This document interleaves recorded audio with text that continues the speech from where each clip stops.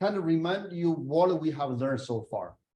We have go through two modules in macroeconomics. The first module is about measurement. We study how to measure in our macroeconomy. This including GDP, including price level, labor market. From there, we understand by looking at the data, we understand, okay, not occasionally, the economy always fluctuate. Sometimes above our potential, sometimes below our potential. Right? Not only there's fluctuation in GDP, there's a fluctuation in labor market, price level. Right? So then we go to the second module. We're trying to study or trying to understand what causes fluctuation. But before that, I want to emphasize, so there's a reason why we want to study the fluctuation. It's because this fluctuation can cause us significant amount of pain.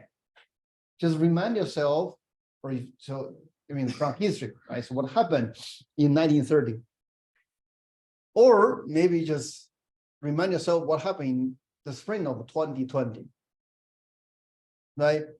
So that's why we study the cause behind this fluctuation. Once we understand the cause of this fluctuation, and then so hopefully we can come up with some policies to mitigate this fluctuation. That's going to be the main topic of the third module. In the third module, we're going to understand why the government can help to mitigate the fluctuation. And furthermore, we'll understand how the government can mitigate the fluctuation. It's depending on the state of the economy. Sometimes you need to stimulate, sometimes you want to cool down. We are going to start with fiscal policy. And in this chapter, we're going to look at the following things. First, we understand what is fiscal policy and why it is important and how it helps, how it mitigates. And then so we are going to classify the fiscal policy through different aspects. First, we're going to classify them between expansionary and contractionary. And later, we're going to classify them between automatic stabilizer versus discretionary. In this chapter, we're going to also look at a multiplier. This is probably the third time we look at a multiplier, and this is not the last time. Okay. Toward the end of this chapter, we are going to look at public debt. We'll look at implicit liability to understand the long-term sustainability of the government budget. Okay, this is the roadmap of this chapter. Now to start with the fiscal policy. There's a video. This video is kind of follow up an earlier video we watched. Okay, so I will leave that for you to watch. But before that, so before I move to the next slide, let me just say a few words. Remember in the first video we watched, there are two gentlemen. These are like two famous economists or two most influential economists in 21st century, Keynes versus Hayek. They will argue against each other regarding the cause of our recession and also regarding to how the government should respond. As Keynes is kind of dominant in the mainstream or dominant in the policy making sphere. Like in this class, basically we follow Keynes. But again, that's not necessarily means he's always true and he's perfect. It's just inconvenient truth is that it's easier to follow, it's easier to do. Not necessarily means the perfect theory. We are evolving, we are learning, we are adapting, right? But in any case, so they are discussing, they have different view regarding to the cause of our business cycle fluctuation. And here in the second half, they were arguing against each other regarding to what the role of the government. So Keynes strongly believe government can rescue the economy, can stimulate the economy whenever it's needed, without much trouble down the road. But Hayek strongly believe essentially those stimulus, you just kick the can down the road. You're going to sow the seed for the next and most likely larger crisis. All right, so I'll leave that for you to watch. Now let's back to here, fiscal policy. I'm going to start with these figures, like basic facts. to help you understand the role of fiscal policy and what is fiscal policy. Here we have 4 countries, United States on top and France on the bottom. For each country, we look at 2 numbers, and both are in terms of percentage of GDP. This is just percentage as normalized. Let's look at France. You have a dark green, so that's the government tax revenue. What this means? A simple way to understand that is, for a French, for each €1 they earned, at the end, 53 cents will go to the government. That's a lot. It is a lot. Okay. But they are going to happen in a different way. Even in US, this is going to be like 31 cents. As you earn $1, at the end, 31 cents goes to the government. There are 2 questions. Question number 1, how this happens? Question number 2, where does this money go? Start with the first one. In the US, 31 cents is not like collect completely through income tax. It's going to show up in different forms. Certainly income tax, right? Actually, today is the tax day. So remind you need to file a tax return, right? The income tax. And inside the income tax, you already paid some other tax, probably you did not pay much attention. If you look at your W-2, there are Social Security tax, there are payroll tax, there are Medicare tax. Oh, by the way, it's actually Social Security tax and Medicare tax. Usually we call them, we combine them together, we call it payroll tax. Okay, so now there are already 3 different tax, right? What else? You have state income tax, right?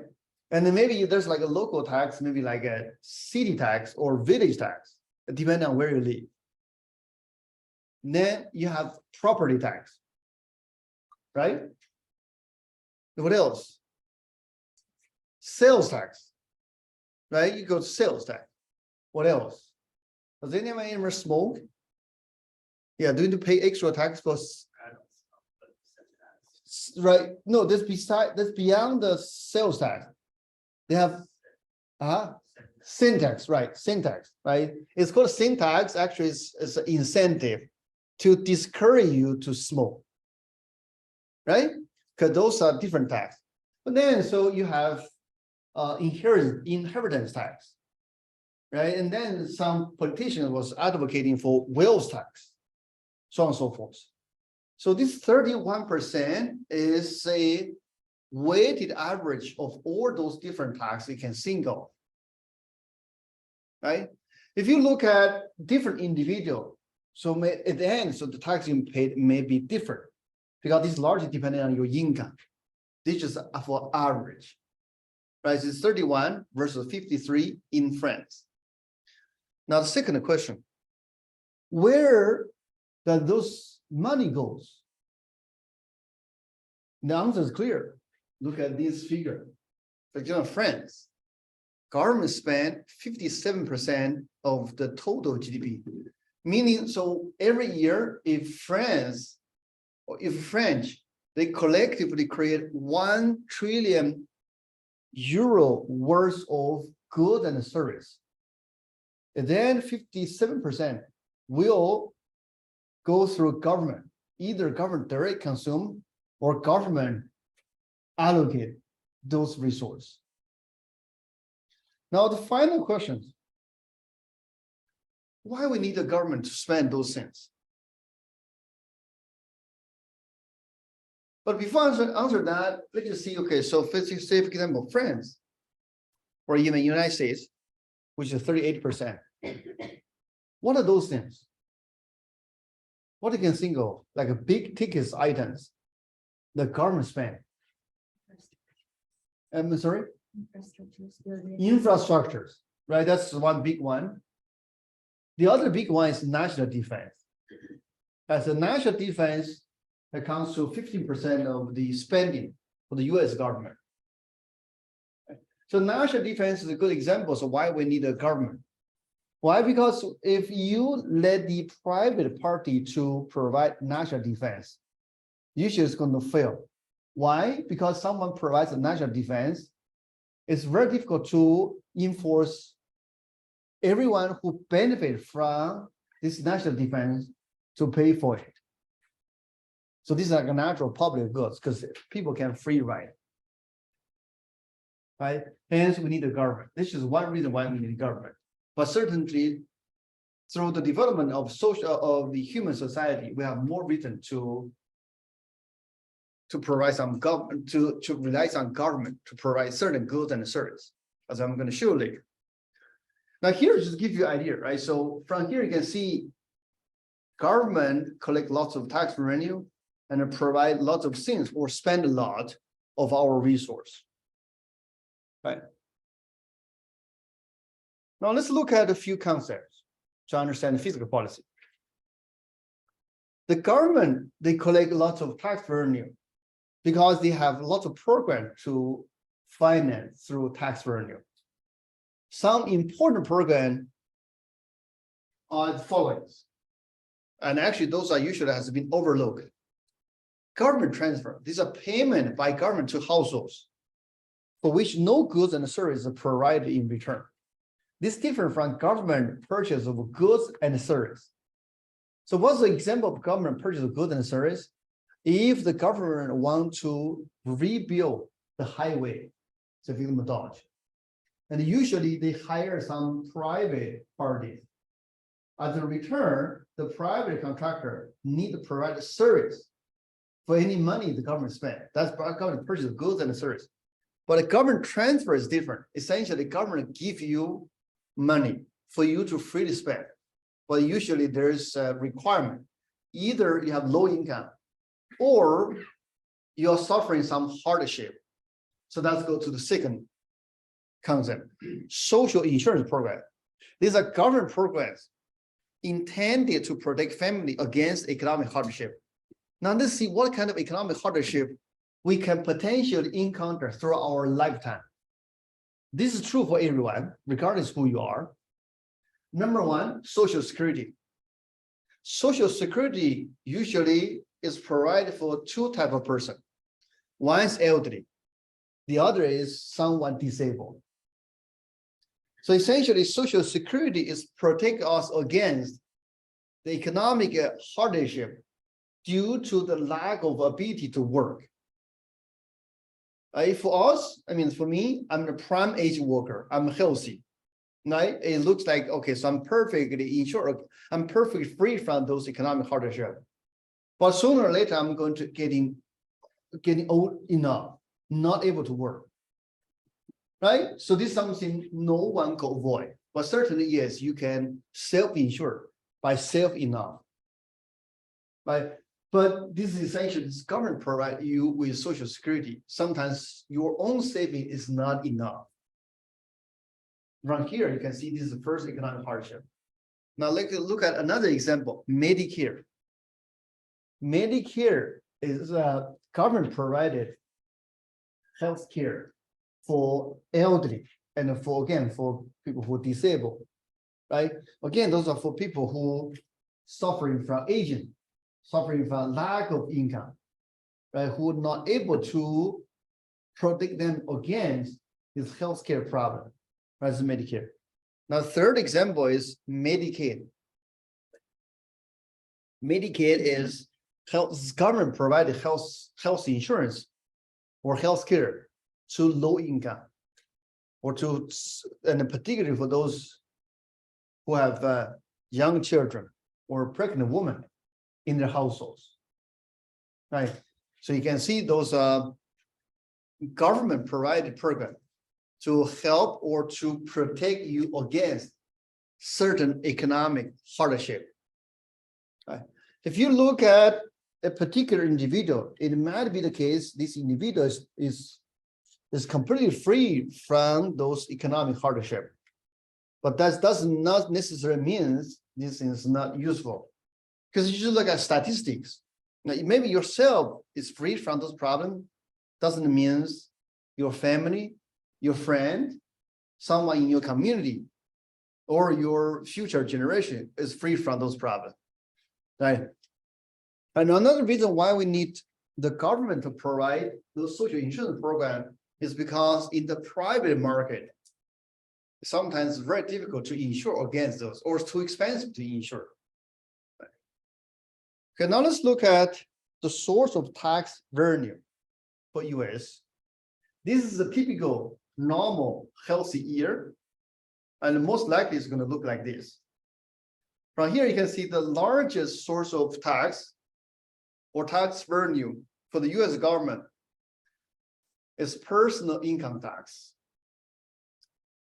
If you look at the personal income tax as a fraction of total tax revenue between countries, so for example, you compare US versus some African country or some low-income Asian country, you're going to see, so this number, the number here is going to be much smaller in a low-income country. Why is that? What is the reason behind that? Low-income country is going to have less income. Like people aren't going to have as much earnings to tax. Look at here, this is percentage. First, this is a percentage of the total income tax as of total tax revenue, percentage. Second, the earlier slides show you is the total tax revenue as a percentage of GDP, meaning percentage of income. But we're getting close. Now, okay, just give you a just give you a hint. Again, today's is a tax day.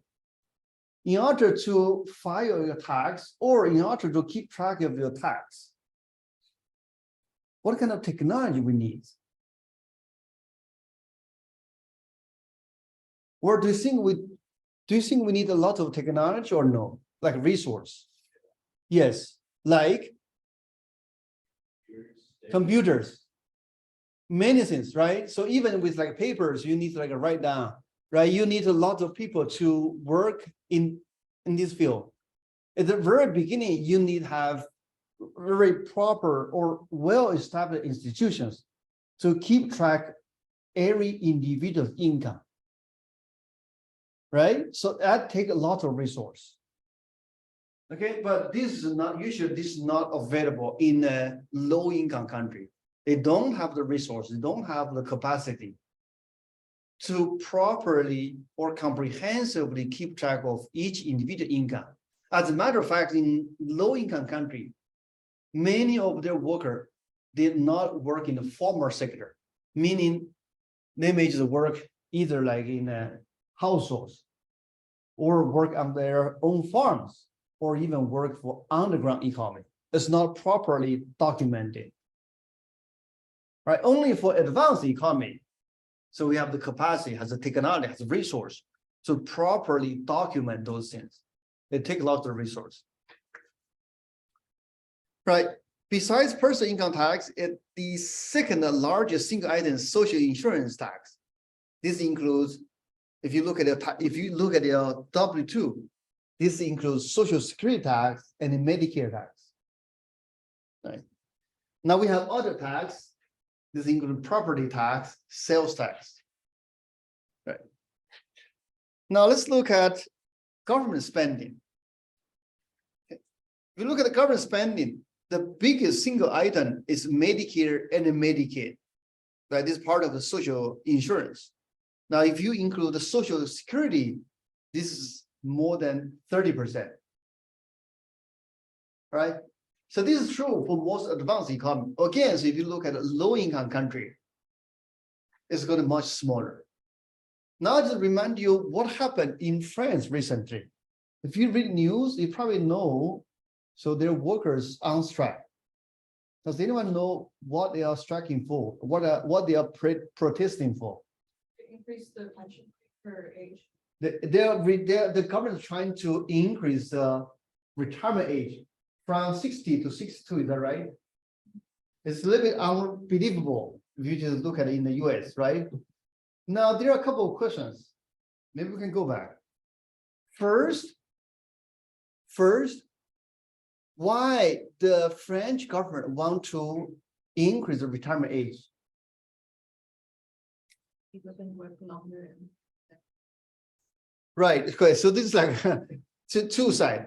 If you look at it here, so number one, they can collect more tax. Number two, they can reduce their spending. Right?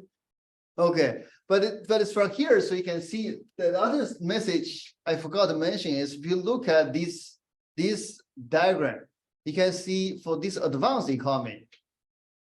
Okay, so this is like a typical year. And usually they spend more than they can collect. Right?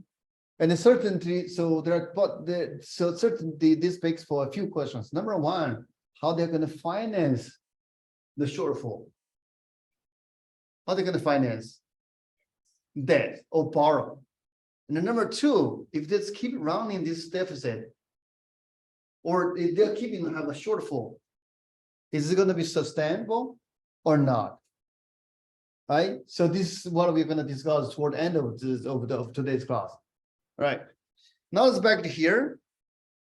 To understand what they spend, number one is like social insurance program. I must say, so this social insurance program usually is larger the richer the country becomes. Because now these once they reach certain level, then they start to realize, okay, so we need to provide certain protection, or we need to think about social justice. In a low level of development, usually is a luxury for them to think about. Or they have more urgent things to do. Right. Now, the other things I want to emphasize in this diagram is the interest payment. It's interest payment. Okay? So interest payment is the cost you have to pay for the money you borrow. Does anyone know how much debt the US government is owning now? You can do your Google search now. Yeah. 30, not 3. 30 trillion. Okay. That's more than the total. That's more than the total GDP. All right. So and then it's because of the huge amount of debt, so you have to pay the interest. It's like you have a house to finance, right? So you can just do the calculation quickly. 11% times 30, I think 32%, which is the total side of spending, which is roughly give you a 3% of total GDP, right? 3% of total GDP. 3% of total GDP multiplied by the US total GDP, which is, let me see, 3. It's close to 1 trillion per year. So you can think about this like a mortgage for US. So they just pay a mortgage of 1 trillion every year. Right? But that's interest payment. But certainly there's like a sustainability issue. That's what we're going to discuss toward the end of this chapter. When the government keep running deficit, meaning they keep spend more than they can collect, what's going to happen in the long run? In the long run, right? Oh, so one more thing is here. So we need to differentiate government purchase versus government transfer, right? Now, what is considered as government purchase in this pie chart? Interest payment is considered as purchase, because this is what you pay for the money you borrow. National defense is considered as a purchase. Education is considered as a purchase. Other goods and services considered as purchase. Medicare and Medicaid, Social Security, those are considered as transfer. Right. Now let's look at this practice question. This is just a simple concept. Government programs that are designed to protect individuals or families from economic hardship are described as, yes, social insurance. Thank you. Okay.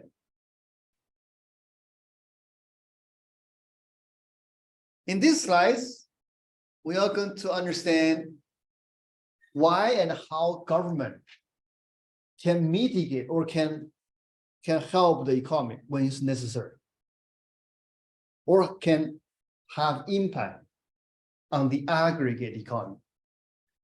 Here we are going to focus on demand side. Okay, there's good reason why we focus on demand side, right? So essentially, so we look at data, or based on the theory we have discussed, or we believe. Right, so most of the time, the trouble is caused from demand side. So that's why we focus on demand side. If we look at demand side, GDP equal to C plus I plus G plus net export. From this equation, we can see the government can directly and indirectly affect aggregate demand. Directly, it can increase or decrease G. Just remind yourself what happened in 1930. There's a great deal, right? So that's essentially the government initiated massive spending. They hire workers across country and send them to fix or build a new highway system or national park, so on and so forth. Right? So this increase G. So they can directly affect. But when it's necessary, they also can reduce G, right? They call it spending. Okay.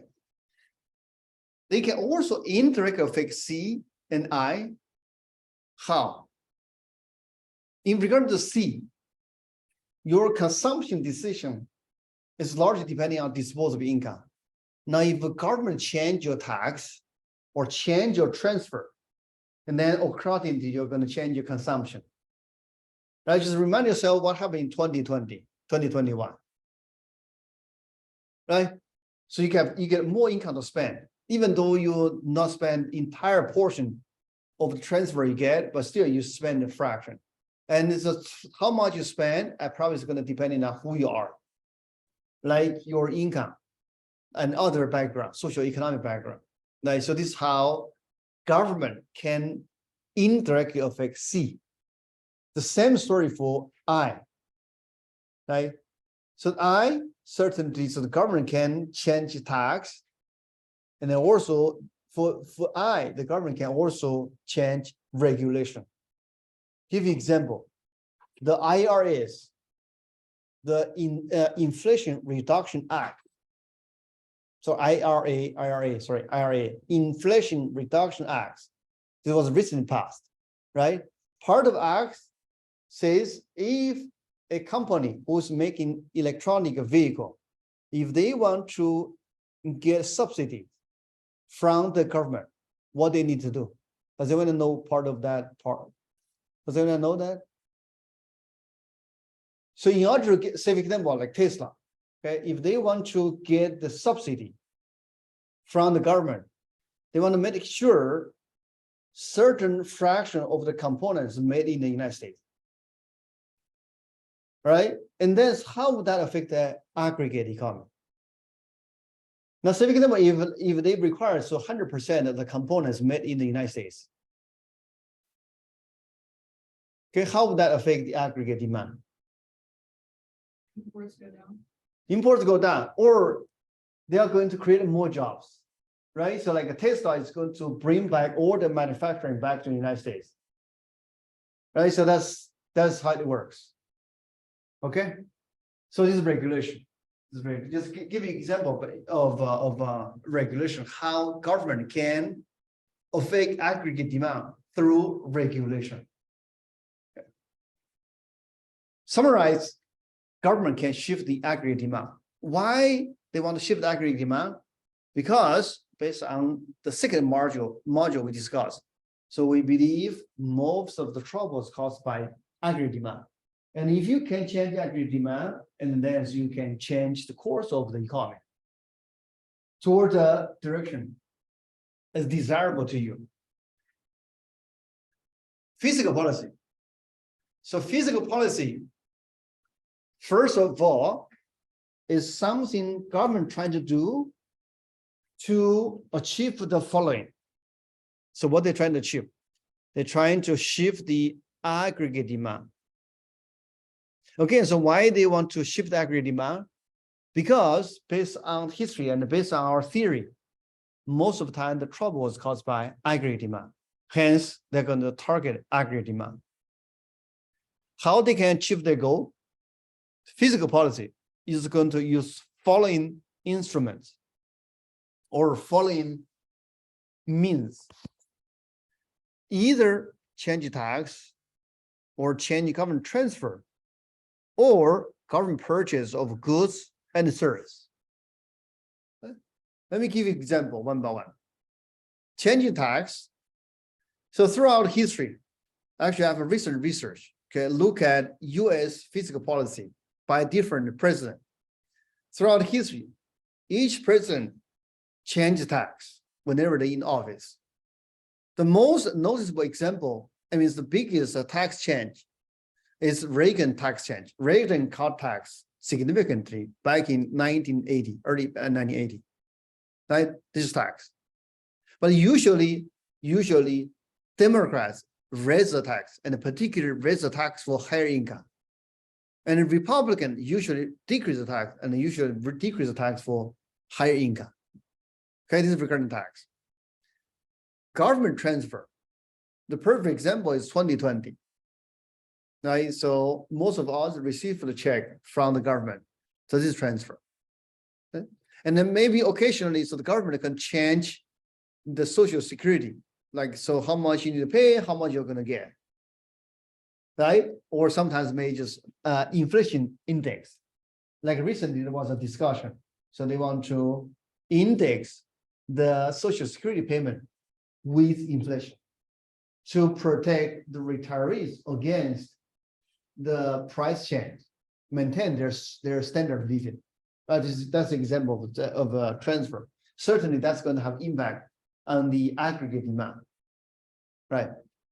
Now, government purchase of goods and service. Just think about 1930 in President Roosevelt, right? Great deal. Or recently, so during the financial crisis, the government initiated massive stimulus, and part of the stimulus plan including purchase of goods and services. Government, like under President Obama, right? So he spent a lot of money on green and renewable energy investment. Right, so those are examples. And then so recently it's President Biden. So for his CARES Act, which was designed to fight the COVID-19, the government spent a lot of money to acquire the vaccine or to build up the medical service, healthcare sector, right? So that's considered as government purchase goods and service. Okay. All of those three measures was designed to change the aggregate demand. Right? Different presidents, they have a different agenda or they have different preference. President Trump may prefer a tax cut, like I said, usually Republican, they prefer lower tax. And Democrats, they prefer a higher tax or more transfer. But I have a recent research. I was working on a paper trying to understand the difference. The surprising thing that I found out is that Republican usually leads to larger total spending. Okay, that's a surprise to me. Actually, so the difference was largely explained by the national defense. Or in other words, if Republicans sit in the White House, usually the national defense is higher compared to a Democrat president. All right, so now I'm going to give you the first classification of fiscal policy. Okay, so we are going to classify fiscal policy into expansionary versus contractionary. Okay, so they have different purpose. Okay, they have different means, but pretty much opposite. Expansionary fiscal policy. First of all, this is a fiscal policy. And second of all, the goal is trying to increase aggregate demand. But now how a fiscal policy can achieve that goal? Remember, the fiscal policy has three instruments, right? Tax, transfer, or spending. In order to increase the aggregate demand, If it's through purchase of goods and service, it's going to increase. Like the government just build up roads. Okay, the government increase investment. If it's tax, then they can cut tax so that the households has more disposable income to spend. If it's a transfer, and then they're going to give you free money. Like what happened in 2020. Or in earlier year, so maybe they just give you a refund in the tax refund. Right. So what happened in 2020, actually the first time in modern society. Okay, before that, usually so work through tax refund. They have never done that, like directly give you a cash. Okay. So this is expansion of fiscal policy. So a good way to understand expansion of fiscal policy is like when you drive your car, you're trying to add more gas, you're trying to push the accelerator. You want your car run faster. When you want your car run faster, maybe you're behind, you want to catch up. It's similar for our macroeconomy. So you want your economy getting stronger, right? So you give the economy some boost. Now let's look at this diagram. It is largely coming from the previous chapter, right? So now we understand aggregate demand, aggregate supply. Currently, we are at E1. Okay, so now we understand why we end up with the E1. So let me draw a dashed line. It's just most likely, or for sure, this based on what we have studied so far. So that's what happened. We started with here, and then there was an aggregate demand shock, negative, push us to this direction. We end up with here, right? Let's call it E0 versus E1. Now, in the previous chapter, we have studied how the economy is going to respond without government intervention. Can anyone tell me how the economy is going to respond if government stay away, or if there's no government? How the economy is going to respond once we move from E0 to E1? What's going to happen in the next?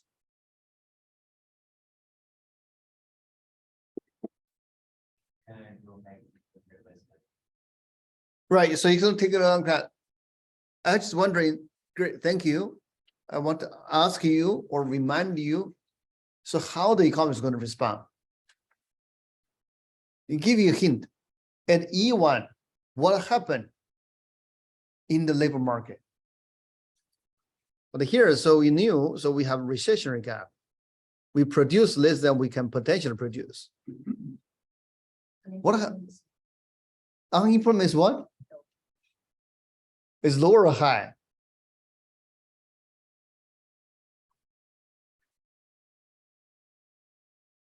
It's very high, right? So we are in a recession, is high. If unemployment is very high, again, no government. If you leave the economy alone after 6 months or a year or two, what happened if unemployment is very high? In terms of wage, it's going to fall or rise? Fall. You got more people looking for jobs. People are willing to work for lower wage because lower wage is better than nothing. Right? So the wage is going to fall. And the next, what that means to business? Yeah. They want to hire more or less? More, right? Because it's cheaper to hire. If individual business do that, collectively, aggregate supply is going to shift to the right. So that's eventually we are going to move to here. This is without government intervention. Let's call E2. Right? Meaning after a recession, after a long recovery, this is like what happened in 1930. Yes, eventually we return to our potential. But then, so we are experiencing this long and deep recession plus the price level will down, what we call the deflation.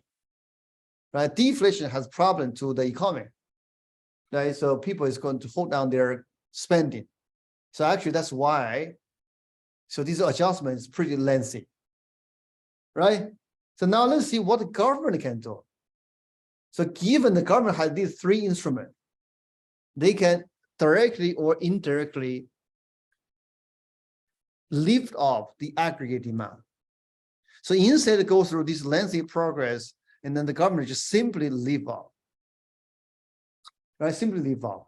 Okay. So now we are going to simply return or restore the economy. Right? And how? Basically through this expansionary fiscal policy, cut tax, increase transfer, or directly spend. But now here's the thing. This stimulus or this expansionary fiscal policy, you cannot do this like in a precise way. It's almost impossible. It could be the case. I mean, if it's like here, it's okay. You just keep stimulate. But what happens if we stimulate too much? But first tell me, if we stimulate too much, what do we end up with? Inflation. This is kind of a simple version of the story, what happened in 2020. Put a simple way, the government stimulates too much. The reason why I say this is a simplified version is because in 2020, 2021, 2023, not only we have a demand shock, not only the government give you stimulus, we also have a very deep supply shock. And plus this conflict between Russia and Ukraine, right? So anyway, so from here you can see if the government stimulates too much, we end up with inflation. Now, if we stimulate the economy too much, or if we have a positive demand shock, what we can do? We can do the opposite. We want to cool down the economy. Right? So now you understand why we need to have a different fiscal policy or contraction of fiscal policy. Because sometimes you want to cool down the economy. Why you want to cool down the economy? Because the economy is running too hot. What is symptom of running too hot? Inflation is very high. Job market is very tight, meaning there are plenty of jobs. Everyone is like overstretched. Right? At that point, you want to cool down. It's like your car. You're running like 90 miles per hour. Okay, you can easily lose control. You want to slow down. How you slow down? There are three instruments the government can do. Okay, tax is going to increase. Transfer is going to reduce. Government spending is going to increase. Right? Oh, sorry, decrease spending, purchase of goods and service. Right. And here I want to emphasize what we observed recently, like in 2021, or like 2022 to be precise. So the government has other means at their disposal, which is like they change the interest rate, but that's what we're going to discuss in the next chapter. Right? Not only they can use fiscal policy to slow down the economy, they can also use monetary policy, but that's in the future. Right? Okay, so why they want to have contraction of fiscal policy is because it could be the case you have been stimulating the economy too aggressively. Right? So this literally happened in 2021. Partly, not 100%, because we also have a supply shock. Okay? So you stimulate too much, so literally means so the government has give us too much money. They have give us too much small business loan. Like I'm going to show you later. The government has have provide 600 billions of cheap loans to small business. That partly explain the trouble the Silicon Valley Bank has faced. Okay, but we will get there later. This is clear. This is clear. Okay. You are running too hard, and then you want to slow down. If you're running too low, you want speed up, right? And then so the government can change tax, transfer, spending based on the direction, based on the state of the economy, right? Right. So this is when you are in an expansion, like an inflationary gap, right? And then so want to slow down instead of waiting for the economy to gradually adjust. The other benefit is that so if you use a contractionary fiscal policy, you're going to avoid higher price. Because this is because without government intervention, the economy is going to settle here, right? Why? Because at here you have an inflationary gap, unemployment rate is low, and then so eventually wage is going to rise because there are so few workers available, and then you're going to push down the aggregate supply, so we will end up with here. Now compared to here, or compared to the equilibrium restored by the government, now you're going to have lower inflation, right? So that's the difference. Okay. Now let's look at two practice questions.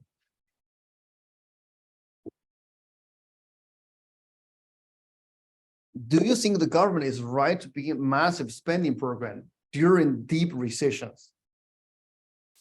Yes. Up to this point, it's yes, right? But again, so if you watch the video I mentioned at the beginning of today's class, Hayek holds different view, and he believes so you're going to kick the can down the road. You did not solve the problem fundamentally. You're going to sow the seeds for next and usually larger recession. Right.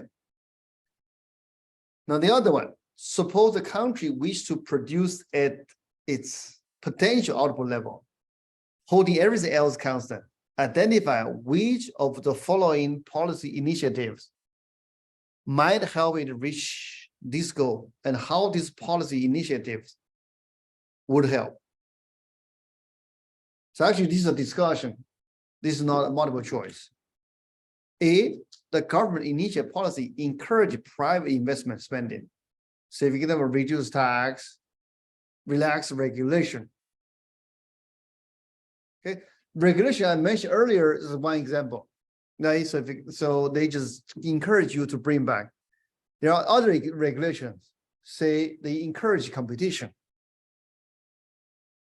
right? Or say, for example, they just allow you, they have like a less red tape. So this also policy initiatives. And certainly this is going to encourage the aggregate demand, right? Or just boost the aggregate demand. B, government increase the amount of money it borrows in the loan fund markets to increase the level of government spending in the economy. This is essentially just increase government spending. That certainly is going to encourage. Now C, government increase tax.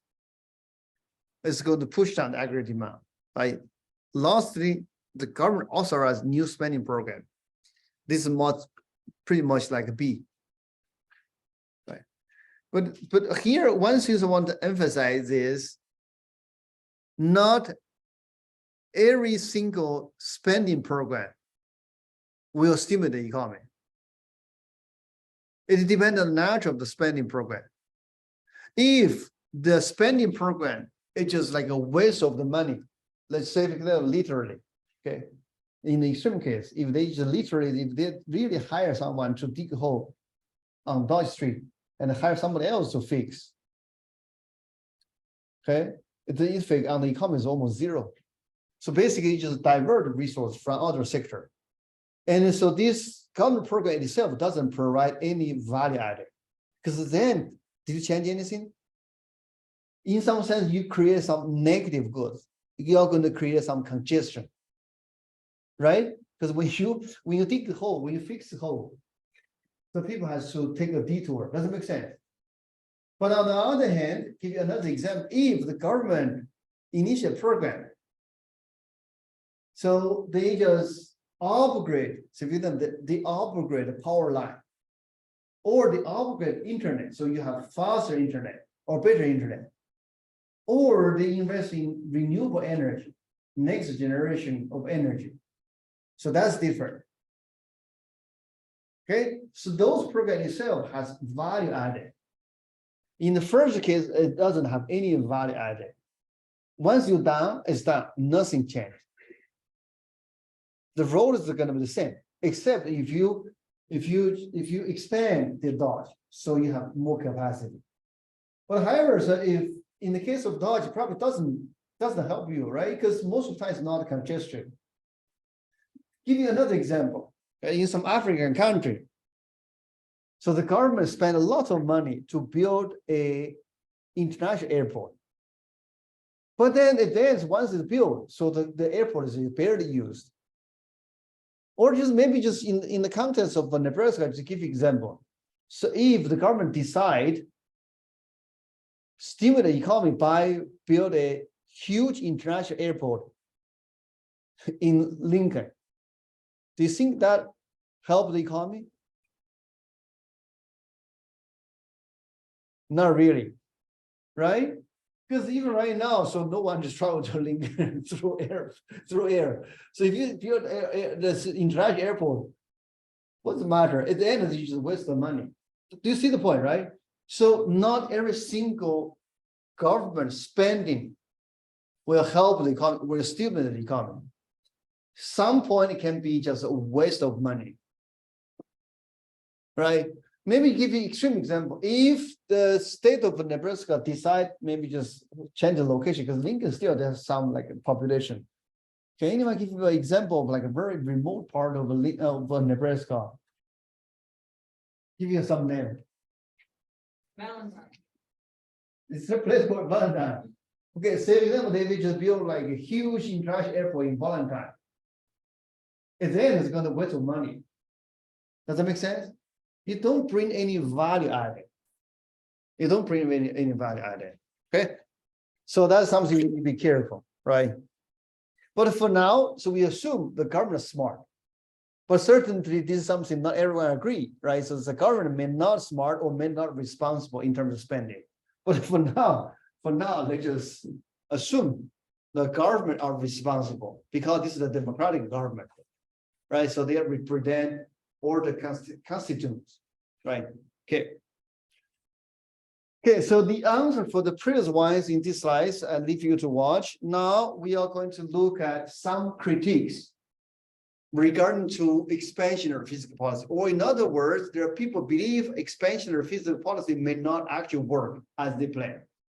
So there are three typical critiques. Let me list three of them, and in the following slides, explain to you one by one why they may not hold. I mean, it's the critiques. Why the critics may be wrong. First, government spending crowd out private spending. Second, government borrowing crowd out private borrowing. Third, government budget deficit reduce private spending. Now let's go to the first one. So the first one, the best way to understand is by looking at this picture. Okay. In this hot tub, or sometimes people call it jacuzzi. Right? And this claim just says if the jacuzzi is already crowded. So for example, this jacuzzi only allows for 5 or can only accommodate 5 adults. Now you already have 5 adults. You want to invite a friend inside this jacuzzi, and then everybody else is going to squeeze by roughly 20%. Right? That's claim number one. Meaning, okay, so if the government spend, essentially you're going to squeeze. It's like elephant jumping into this room, and then elephant is going to eat some of your food or take away some of your food. So that's the claim number one. The issue with this claim is the following. Again, use this background picture. Just imagine if it's jacuzzi, for some reason, either because it's cold or because it's not in the season, we only have 2 people sit in the jacuzzi. Now you invite a friend come into this jacuzzi or hot tub. Will these 2 existing customers get affected in terms of physical room? No, right? Because it's already empty. Does that make sense? So now goes to claim number 1. In a recession, our economy is kind of like depressed. The demand is not strong enough, right? So now the government jumps in. It's not going to take away your food. The government actually is going to create or is going to make the pie larger. Remember the multiplier we talked about earlier. Actually, we are going to discuss in the next class. The government simply going to spend $1 billion to fix or to renovate I-80. All right, this $1 billion goes to some local contractor, right? And then they are going to spend a fraction, right? Either go to like casino or whatever they like. And then, so this is going to have a domino. Sorry, domino usually that means bad things. Let's say there's like a chair roll, right? But this is something we're going to come on next class. So you can see the government can initiate something, can stimulate the economy. This is when many people are unemployed. Or in this, use the background picture as example. This is when the jacuzzi is pretty empty. So the claim number 1 is going to fail. Okay, they forget. So the total resource we can create is not fixed. If someone jumps in active, you can stimulate, you can create more, right? Claim number 2, government borrowing always crowd out private investment spending. What this means, it just says, just use Omaha as an example. First National Bank, they have $1 billion available for you to take loan. Now, if the city of Omaha decides to borrow 500 million, and then, so this claim says, okay, so you only leave 500 million for private citizens to borrow so that they can expand the business. This is going to be the similar mistake made as the claim number 1. Because when the government borrow 500 million, again, here we assume government is responsible, government spend money wisely. 500 million is going to create jobs, create incomes, right? And with incomes, households going to deposit more into First National Bank. Or in other words, the total money available at First National Bank is going to be more than 1 billion. After the government borrow from First National Bank and invest in local economy. Is it clear? Again, so the resource, both in terms of income and financial assets, is not fixed. It's going to change depending on what action you're going to take, particularly as the government. But again, this is caution words. Government is responsible, but this is not always the case. We cannot always assume that. For now, to simplify, government responsible. Is it clear? Okay. Now go to claim number 3. So this is a little bit subtle. So claim number 3 is named after David Ricardo. This is the same Ricardo when we study the comparative advantage. Okay. So this guy is like a genius in history. So the background of this discovery, I mean, when he discovered this Ricardo equivalence, is early 19th century, like early 1800s. So the British Parliament was discussing how to finance the war. And Ricardo believed, this is what he believed. Just imagine the following things, okay? Use modern language. Okay. Now, same example, let me write down a few things. Same example, now let's go back to spring of 2020. Okay, if Ricardo is still here, and this is what he believed. The government, if they stimulate the economy by cutting tax, and he believed this is not going to have real impact. household is not going to increase the spending. All right. This is how his thinking goes. You reduce tax, right? But then in order to balance your budget for the government, what the government must do. For now, let's say, okay, simplify. The government keep the spending. They only cut tax. If you cut tax, you have the same amount of spending. And what you must do? You borrow more. Thank you. So let's use D, you borrow more. You borrow more. What's going to happen in the future? Next year, next decade. What is going to happen from the government side in terms of tax? They must increase. Why? Because this is a debt obligation, right? Except you can run a Ponzi scheme. Does anyone know what's Ponzi scheme? The Ponzi scheme is as follows. Today, I borrow $1 from you, from student A, and tomorrow I borrow 1 plus R, which is interest rate, from student B. Okay, and then so you pay back to the student A, and so on and so forth. I never pay. Because in the first period, I just get $1 I spend, I eat. And in the second period, I borrow from B and pay A. And in the third period, I borrow C to B, so on and so forth. I got like $1, I never pay. Okay, but here we rule out this Ponzi scheme. But in reality, so indeed, so we can rule out, like say for example, today I'm going to discuss the debt ceiling with KETB. Right, so what they're saying essentially, there's certain amount you can borrow because in the case of Ponzi scheme, the government's going to keep borrowing.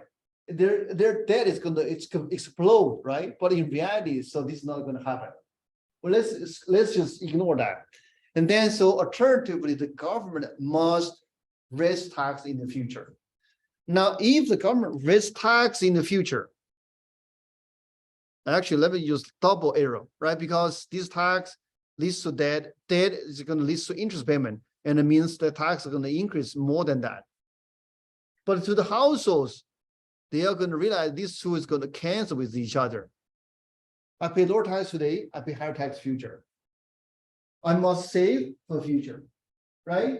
So meaning there's no real impact. That's what Ricardo believed.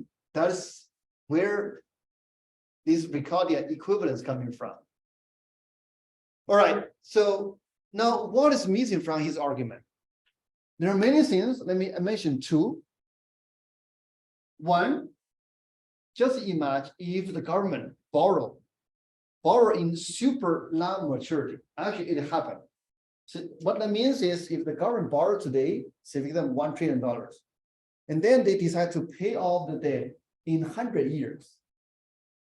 Does that matter to you? No. So throughout my lifetime, I'm not going to experience tax increase, right? So this is one thing missing from his discussion, because government usually can outlive households. Like U.S. government now it's like 246 years old. No one can live. Technically, no one can live more than 120, right? So this is number one. Number two, look at here. You need lots of brain power to understand this. Even though you understand this, you need a lot of discipline to really do this, right? Meaning, so you need to have a mentality to understand this. You need to have mentality to save for future tax. But a human being psychologically, you probably benefit more from tax cut. You care less about tax increase in the future. That actually explains why Americans not spend enough for retirement. So that's the truth everyone knows, right? So hence that's the second reason. So his claim may not work, or in other words, Ricardian equivalence may fail, or furthermore means government deficit finance tax cut can indeed stimulate the economy.